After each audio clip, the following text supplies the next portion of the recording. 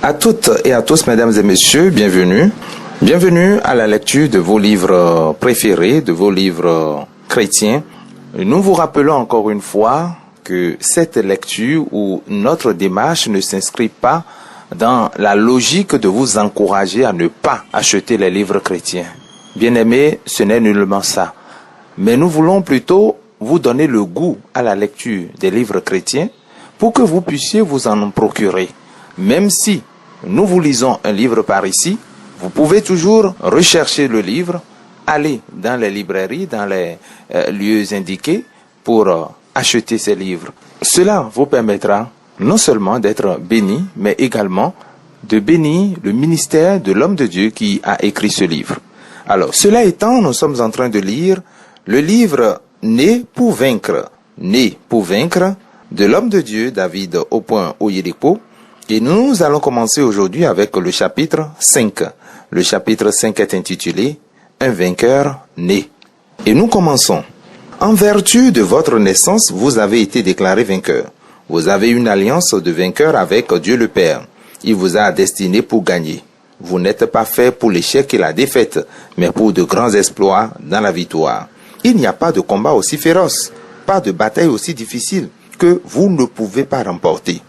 Vous pouvez avoir autant de victoires que de batailles que vous avez aussi longtemps que vous demeurez en Dieu et le connaissez intimement.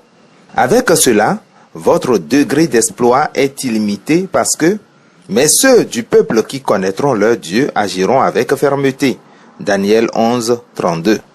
Les enfants d'Israël connaissaient ce secret. D'Abraham, nous remarquons qu'aucun homme, une nation ou une conspiration du pays ou d'un pays n'a été en mesure de le vaincre dans une bataille. Dieu appela Abraham et lui a donné une alliance. Il lui a dit, il serait une bénédiction pour sa postérité et il fera de lui une grande nation. Il a signé le pacte de la victoire, de la prospérité, la santé, la force constante avec Abraham pour le compte d'Israël. Une vérité très importante au sujet de Dieu est sa fidélité. S'il a dit une chose, il est tenu de l'exécuter. Il y a un autocollant à sa parole. Il ne peut jamais être mêlé à toute situation qui le ferait briser sa parole.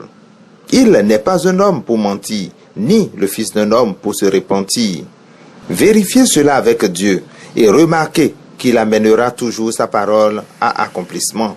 Il donne la priorité à la réalisation de la parole. La parole est sa volonté exprimée. Dieu n'est pas un homme pour mentir, ni un fils d'homme pour se repentir. Aura-t-il dit et ne le fera-t-il pas? Aura-t-il parlé et ne l'accomplira-t-il pas? Nombre 23, le verset 19. Telle est la fidélité de Dieu à son alliance. Il s'agit d'un Dieu d'alliance. Vous ne pouvez pas l'amener à briser sa parole. Même si l'homme le déçoit, il ne peut se renier. Il est Dieu. Il se souvient à toujours de son alliance. Psaume 111, le verset 5. Il a envoyé la rédemption à son peuple. Il a commandé son alliance pour toujours. Son nom est saint et terrible.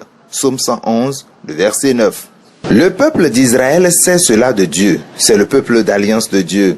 La Bible le décrit comme l'église dans le désert. Acte 7, 38.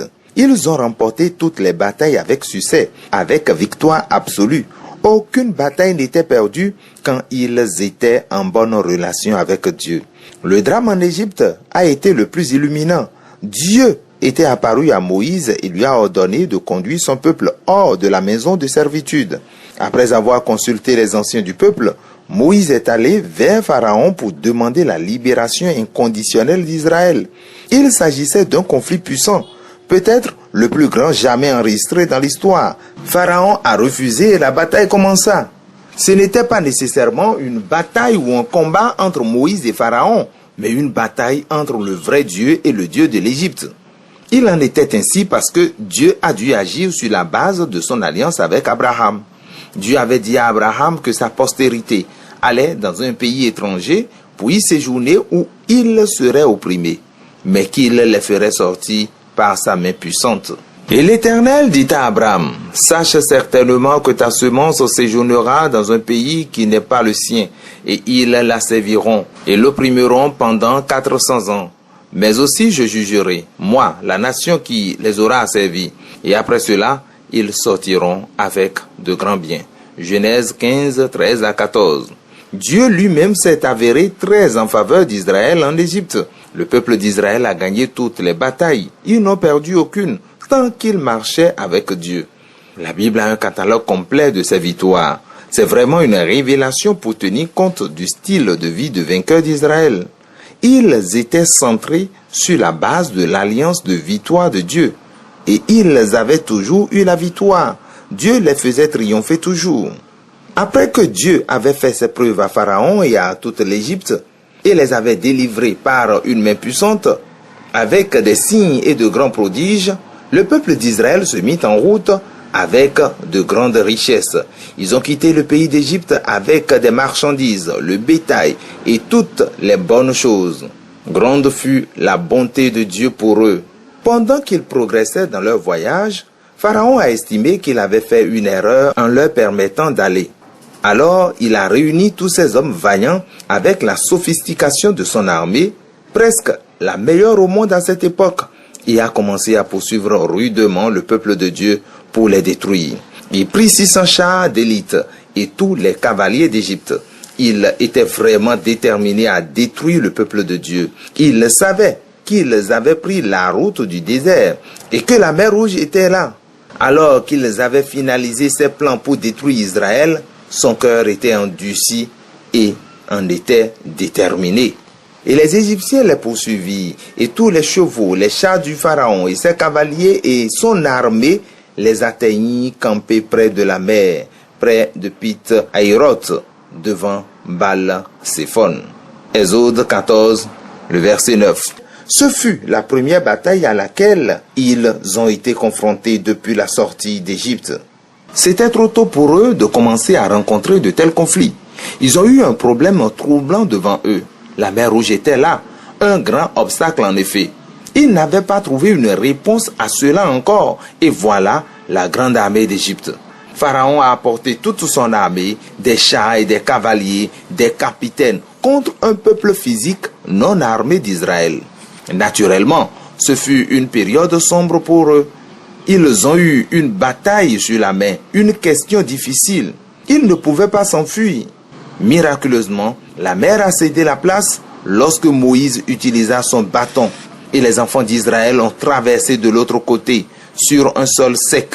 Mais Pharaon et ses hommes se sont noyés dans la mer. Et l'Éternel délivra en ce jour-là Israël de la main des Égyptiens, et Israël vit les Égyptiens morts sur le rivage de la mer. Exode 14, le verset 30. Ce fut la première délivrance d'Israël. Rien n'a touché l'un d'eux, mais toute l'armée de Pharaon périt dans ce combat. Le peuple d'Israël continua leur voyage. Quand ils sont arrivés au pays des Amorites, ils ont envoyé un message à Sion, leur roi, pour leur permettre de passer à travers leur terre en paix. Ils n'avaient pas l'intention de se battre. Ils ne cherchaient pas de problème avec les gens. Tout ce qu'ils voulaient, c'était juste un passage libre. Quand Dieu est de votre côté, vous ne cherchez pas des ennuis. Vous connaissez votre droit en tant que vainqueur. Un champion ne provoque pas. Il sait qu'il est supérieur à tous les autres combattants. Alors, il voulait un libre passage dans le pays des Amoréens. Et Israël envoya des messages à Sion, roi des Amoréens, disant « Je passerai par ton pays. Nous ne nous détournerons pas dans les champs, ni dans les vignes. Nous ne boirons pas de l'eau des puits. Nous marcherons par le chemin du roi jusqu'à ce que nous ayons passé tes limites. » Nombre 21, les versets 21 à 22. Mais, curieusement, les Amoréens leur ont refusé le passage. Au lieu de cela, ils ont rassemblé tous leurs hommes ensemble et ont combattu Israël. Sion prit son peuple dans le désert pour combattre contre Israël. Israël, toutefois, se dressait contre eux et les battit très fortement. Et Israël le frappa par le tranchant de l'épée et prit possession de son pays, depuis l'Arnon jusqu'à Jabok, jusqu'aux fils d'Ammon, car la frontière des fils d'Ammon était forte.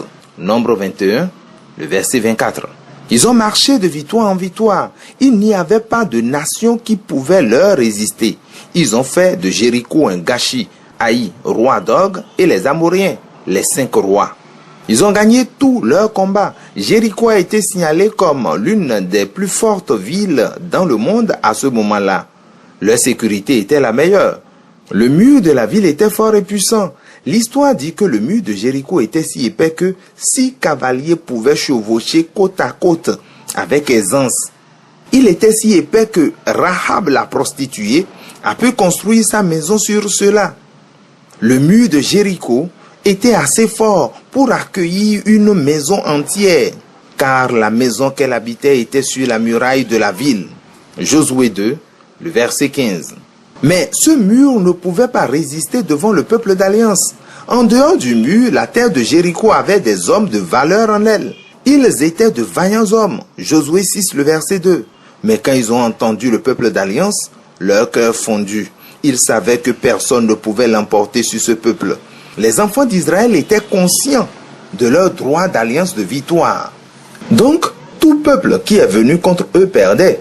Le mur de Jéricho avec ses vaillants soldats ont péri. Ils sont nés vainqueurs. Pendant qu'ils progressaient, les royaumes et les nations entendirent parler de leurs exploits. Leur cœur fondit en eux. Ils étaient impuissants et ont commencé à chercher de l'aide auprès d'autres royaumes. Ils ont formé une conspiration contre Israël, mais ils sont tous tombés. Les 5 rois des Amoréens sont un exemple classique ici. Adonizédek, roi de Jérusalem, ayant appris que Gabaon fait la paix avec Israël, il a donc envoyé des messages à Oham, roi d'Hébron, Piram, roi de Jarmuth, Japhia, roi de Laskis, et Débi, roi d'Églon, pour l'aider à lutter contre Josué. Gabaon, d'autre part, demanda rapidement à Josué de l'aide. Josué est venu à la défense de Gabaon et frappa la coalition des Amorites. Il les a tous détruits. Et aucun des enfants d'Israël n'a été blessé dans la bataille. Tout au long de leur expérience du désert, chaque fois qu'ils étaient en communion avec Dieu, ils gagnaient tous leurs combats. Josué a conduit le peuple de Dieu pour vaincre 31 rois et des royaumes. Ils n'ont perdu aucun des leurs. Dieu avait déjà fait une alliance avec Abraham au sujet de ce peuple. Quand Dieu l'a rencontré au départ, il a fait des promesses fantastiques pour lui et sa postérité après lui. Je ferai de toi une grande nation et je te bénirai. Je rendrai ton nom grand et tu seras une source de bénédiction. Je bénirai ceux qui te béniront et je maudirai ceux qui te maudiront et toutes les familles de la terre seront bénies en toi. Genèse 12, 2 à 3. Celui qui bénissait Israël était béni et celui qui les maudissait était maudit. Il y avait une malédiction automatique sur n'importe quel ennemi d'Israël. Dieu était lié par son alliance avec eux pour protéger leurs intérêts tout le temps. Prenez le temps de lire Josué chapitre 12 et le catalogue de triomphe d'Israël. Aucun royaume n'était assez fort pour leur résister. Ils étaient la proie facile de Josué et son peuple. C'est encore la même chose aujourd'hui avec cette petite nation d'Israël. Géographiquement, ils ne sont pas une force, mais dans d'autres aspects, ils se classent numéro 1 dans le monde aujourd'hui. Aucune nation ne peut les arrêter. La Ligue arabe est de simples générateurs de bruit face à Israël. Regardez la guerre des 6 jours. Il n'y en avait jamais eu. Une coalition de nations puissantes qui envahit un petit lopin de terre, mais ont fini vaincus en 6 jours. Même les Nations Unies ne peuvent pas empêcher Israël sur toute question. Ils ont l'alliance de Dieu. Ils ont déclaré Jérusalem la capitale éternelle et indivisible d'Israël il y a quelque temps. Le monde entier a protesté. L'Organisation des Nations Unies a adopté une résolution contre. Mais rien ne pouvait être fait à ce sujet. Dieu est dans cette nation. Ils ont la parole de Dieu pour cela. C'est pourquoi ils peuvent se vanter de la victoire toute la journée. Ils ne vivent pas selon ce qui est dit à leur sujet dans les milieux internationaux. Ils sont attachés à l'alliance de Dieu avec Abraham, Isaac, Jacob et David, roi d'Israël. La plupart des pays qui ont rompu leurs relations avec eux ont maintenant reconnu la présence de Dieu au milieu d'eux. Le fait demeure que toute nation qui se dresse contre Israël est politiquement et économiquement contre le canal des bénédictions de Dieu. Je crois fermement que la seule solution au Nigeria est de normaliser les relations avec Israël et elle sera guérie de ses problèmes économiques et politiques. Plus important encore, Israël est un type d'église. Israël est l'église dans le désert. Ils sont l'ombre de la vraie église, le corps des croyants. Les croyants sont le véritable Israël. Car la loi, ayant l'ombre des biens à venir, non l'image même des choses, ne peut jamais, par les mêmes sacrifices que l'on offre continuellement chaque année, rendre parfaits ceux qui s'approchent. Hébreux 10, le verset 1. Toute vérité dans l'Ancien Testament est une figure, un modèle et l'ombre des choses réelles dans le Nouveau Testament. Les enfants d'Israël étaient une image des croyants sous la Nouvelle Alliance. Ils ont apprécié ces victoires sur la base de l'alliance reçue par Abraham qui a été scellée par le sang des taureaux et des boucs. Cette alliance appartient aussi à nous et Jésus est venu pour consacrer une alliance avec son sang. Nous sommes les vrais Israélites. Bien que Dieu soit toujours engagé à Israël selon la chair, nous sommes le vrai Israël de Dieu. Nous sommes le peuple élu de Dieu. La promesse que Dieu a faite à Abraham était qu'il rendra grand sa postérité après lui. Il serait une bénédiction pour sa descendance et ils seront puissants. Et aucune situation ne serait trop forte pour eux de dominer. En fait, ils étaient vainqueurs et les vainqueurs en vertu de naissance et le pourcentage. Ils sont vainqueurs dans tout combat parce qu'ils sont la semence physique d'Abraham. Dieu a également fait de vous un vainqueur à la nouvelle naissance. Il a imparti sa nature en vous, qui vous a transformé et nous a arrachés au statut de païens à une semence de bonne foi d'Abraham. Votre nouvelle identité est fondée sur votre acceptation de tout cœur du sacrifice du Christ et sa victoire sur la croix, qui vous qualifie pour appartenir à Christ, de sorte que vous êtes la postérité d'Abraham. Christ nous a rachetés de la malédiction de la loi, étant devenu malédiction pour nous, car il est écrit « Maudit est quiconque est pendu au bois », afin que la bénédiction d'Abraham eût pour les païens son accomplissement en Jésus-Christ, et que nous reçussions par la foi l'Esprit qui avait été promis. Or, les promesses ont été faites à Abraham et à sa postérité. Il n'est pas dit « et aux postérités », comme s'il s'agissait de plusieurs, mais en tant qu'il s'agit d'une seule, et à ta postérité, c'est-à-dire à Christ. Galates 3, 13, 14 et le verset 16. Christ est allé à la croix afin que vous puissiez recevoir les bénédictions d'Abraham. Les bénédictions étaient promises à Abraham et à sa postérité dans l'alliance. Si vous devez partager les bénédictions, vous devez venir au titre de l'alliance. Par ailleurs, l'alliance a été faite à Abraham et à sa postérité. Le Christ est la semence dont nous parlons. Si vous appartenez à Christ, vous êtes la promesse et vous êtes couvert par l'alliance. Et si vous êtes à Christ, vous êtes dans la postérité d'Abraham, héritier selon la promesse. Galates 3, le verset 29. Ceci est très clair. Vous êtes sous cette alliance de victoire. Vous êtes l'Israël de Dieu, car ce n'est pas l'Israël physique seul qui soit le vrai Israël pour Dieu. Le juif, ce n'est pas celui qui a les dehors. Et la circoncision, ce n'est pas celle qui est visible dans la chair. Mais le juif, c'est celui qui l'est intérieurement. Et la circoncision, c'est celle du cœur, selon l'esprit et non selon la lettre. La louange de ce juif ne vient pas des hommes, mais de Dieu. Romains 2, les versets 28 et 29. Ce n'est pas cependant comme si la parole de Dieu avait été sans effet, car tous ceux qui sont issus d'Israël ne sont pas Israël. Aussi, pour être la semence d'Abraham, ils ne sont pas tous enfants, mais en Isaac te sera appelée une semence. Ce n'est point à dire que la parole de Dieu soit restée sans effet, car tous ceux qui descendent d'Israël ne sont pas Israël. Et pour être la postérité d'Abraham, ils ne sont pas tous ses enfants. Mais il est dit, en Isaac sera nommé pour toi une postérité. Dieu a encore un engagement légal pour maintenir son alliance avec Israël naturel. Mais son engagement envers vous est à la fois légal et vital. Le fait est que beaucoup de croyants se sont sous-estimés. Ils ne semblent pas comprendre leur vraie position devant Dieu. Ces enfants d'Israël sont les enfants de la chair. Leur relation avec Abraham et l'alliance est basée sur l'héritage physique seul. Mais vous êtes l'Israël spirituel. Dieu est plus désireux de prouver son alliance de victoire pour vous plus qu'Israël. L'alliance que vous avez ne peut pas être rompue. Il est tenu de vous donner la victoire toujours. Il n'y a aucune limite à ce qu'il fera pour vous donner la victoire. Vous ne pouvez pas numéroter combien de personnes, de nations ou de royaumes Dieu a tué pour apporter la victoire à l'Israël physique. Dieu est beaucoup plus engagé à votre succès et victoire.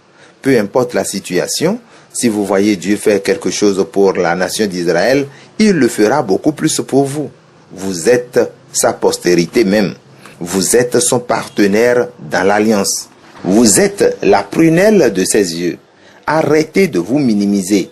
Dieu est contre quelqu'un qui est contre vous et contre tous ceux qui sont contre vous. Les gens doivent faire attention à la façon dont ils traitent les croyants. Tu ne peux pas jouer avec des gens précieux de Dieu. Dieu ne veut jamais jeter son peuple précieux au cochon. Jésus a dit qu'aucun homme ne donne des choses précieuses au porc. Dieu ne permettra pas que vous soyez ballottés par aucun individu, groupe, gouvernement ou autorité. Vous êtes un sujet sensible pour le royaume de Dieu. Il y a un ne touchez pas décrété sur vous sur la base de l'alliance. Lui, l'Éternel, est notre Dieu. Ses jugements sont en toute la terre. L'Éternel est notre Dieu. Ses jugements s'exercent sur toute la terre. Il rappelle à toujours son alliance, ses promesses pour 1000 générations. L'alliance qu'il a traitée avec Abraham et le serment qu'il a fait à Isaac, il l'a érigé pour Jacob en loi, pour Israël en alliance éternelle. Et ils allaient d'une nation à l'autre et d'un royaume vers un autre peuple. Mais il ne permit à personne de les opprimer. Et il châtia des rois à cause d'eux. Ne touchez pas à mes oints et ne faites pas de mal à mes prophètes. Psaume 105, 7 à 10 et 13 à 15. Son alliance est éternelle. Il est conscient de cela. Il ne permettra à personne de vous faire du mal. Dieu n'est pas intéressé à vous voir détruit ou traité n'importe comment. Il n'en veut pas. Cela ne fait pas partie de l'alliance. Ceux qui ont tenté à tort le peuple d'Israël ont payé cher pour cela. Ceux qui ont tenté le mal contre Moïse, même dans le camp d'Israël, ont payé pour cela. N'acceptez pas que les choses se produisent n'importe comment avec vous. Il y a un plan que Dieu a conçu pour vous. Dieu châtia des rois à cause du peuple d'Israël. Des rois. Il réprimanda des rois à cause de vous. Je ne connais pas un homme qui va permettre à des objets pointus de toucher à la prunelle de ses yeux. Pourtant, Dieu dit que vous êtes la prunelle de ses yeux. Il ferait n'importe quoi pour vous protéger, même s'il faut tuer. Car ainsi dit l'Éternel des armées, après la gloire, il m'a envoyé vers les nations qui ont fait de vous leur proie. Car celui qui vous touche, touche la prunelle de son œil. Car voici, je secoue ma main sur elles, et elles seront la proie de ceux qui les servaient. Et vous saurez que l'Éternel des armées m'a envoyé. Zacharie 2, 8 à 9. Personne ne peut abuser de vous et partir gratuitement. Ce décret ne touchez pas est un ordre. Il est passible de certaines sanctions s'il est rompu. Sachez-le, que vous êtes né de Dieu. Il est toujours intéressé par votre victoire. Si l'Israël physique peut gagner leur bataille en toute impunité, vous pouvez faire mieux que cela parce que vous êtes né de Dieu. Parce que tout ce qui est né de Dieu est victorieux du monde. Et c'est ici la victoire qui a vaincu le monde. Savoir notre foi. 1 Jean 5, le verset 4. Vous pouvez toujours vaincre. Le plus grand est en vous. Il est à l'œuvre en vous maintenant. Il est plus grand que toutes vos batailles de la vie, de sorte que vous pouvez les gagner toutes. Il fait ses bonnes œuvres à travers vous. Vous êtes nés vainqueurs. Alléluia. Et c'est ici que prend fin la lecture de ce chapitre merveilleux. Vous êtes nés vainqueurs. Merci, à très bientôt pour la suite, le chapitre 6 du livre Né pour vaincre du bishop David Oyedepo. Le chapitre 6 que nous allons prochainement voir est intitulé « Être prêt pour votre victoire ». Alléluia. Demeurez bénis, Jésus est Seigneur.